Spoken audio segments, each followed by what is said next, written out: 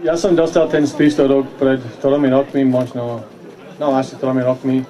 A vtedy to bol dosť osamelý záležitosť o tom písať a do toho rýpať.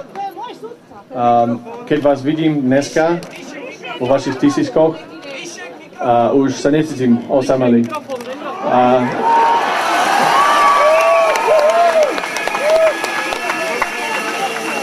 Ja vám veľmi ďakujem, že ste sem prišli dneska a že vyjadrili ste tým pádom váš názor o tom, čo sa deje v tejto krajine. Prepáčte ma, už mám samozrejme trému a ešte hovorím po slovensky, to není môj rodný reč, ako počujete. Tak budem si snažiť, ale to nebude bohevie čo, tak poďme na to.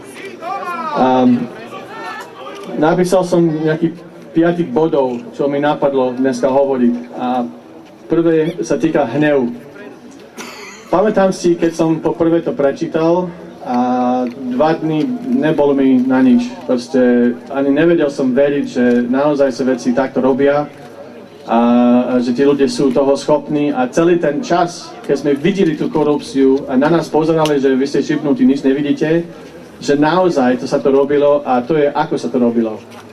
A vám chápem teraz, ako máte pocit, ako máte emócie, ale myslím si, že je to veľmi dôležité, aby ten hnev, čo všetci teraz cítime, sa previedlo, sa vymenilo na niečo produktívne, aby sme niečo kreovali z toho. Aby to nebolo len nejaké negatívne vyjadrenie na námestiach a aby sme kašľali na politike a nevolili, to je nonsens. Poďme voliť, poďme sa starať o veci verejných.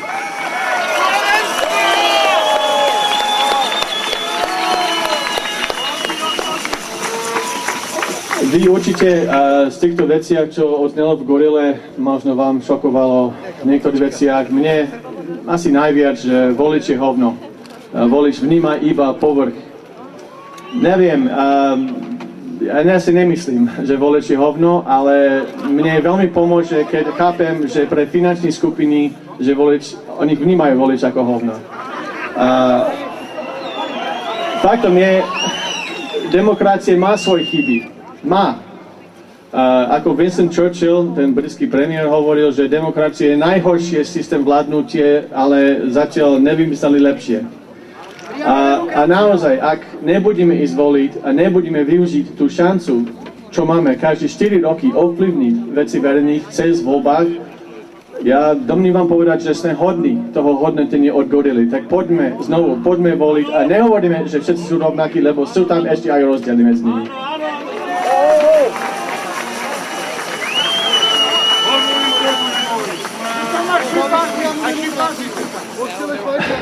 Skepse. Ja si myslím, že to bol československý premiér, ktorý teraz zomrel, Václav Havel, ktorý hovoril o nejaký blbú náladu na Československu volekedy. Blbá nálada sa rozumie ako prehnaný skeptimizmus, pesimizmus, ktorý je horší, než realita opravuje. Nebudeme podliehať skepsu v tomto prípade, lebo samozrejme, že sú 1000 dôvodov pozerať na to, že je to všetko na hovno, že ten systém, ako to funguje, chráni sám sebe, nevieme proti nimi nič podnúknuť, už to roky funguje a čo ďalej.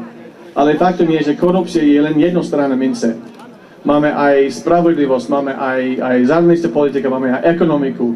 Predsa medzi týchto strán, ktorí kandidujú aj nových, aj starších, sú rozdiely a nemôžeme podliehať skepsu, že všetko na Slovensku je v záručie nejakých finančných skupín. Nie je to tak.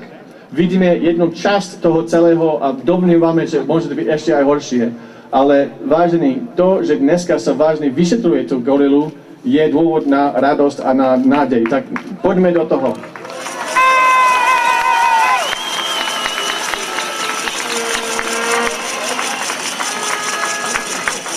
Skoro sme tam.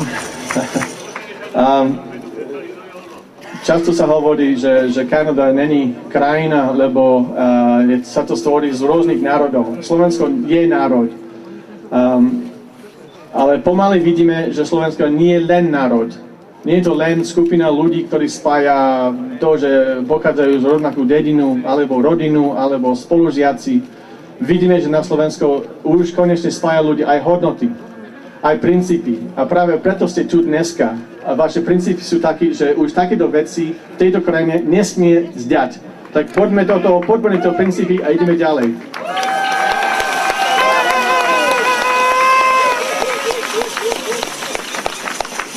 A poslednú vec, už veľakrát v tomto prípade začali sme poukázať prsty na to, že kto, kedy, čo vedel, o tom písal a tak ďalej. Ak to má byť o osobách, nech to je aj o osoby z tajnej služby, aj z polícií, ktorí snažili s tým niečo robiť a na tom veľmi tvrdo doplatili svojim osobných životách. A mám na mysli napríklad aj posledný policajný vyšetrovateľ, ktorý v septembru 2011 otvoril vyšetrovanie.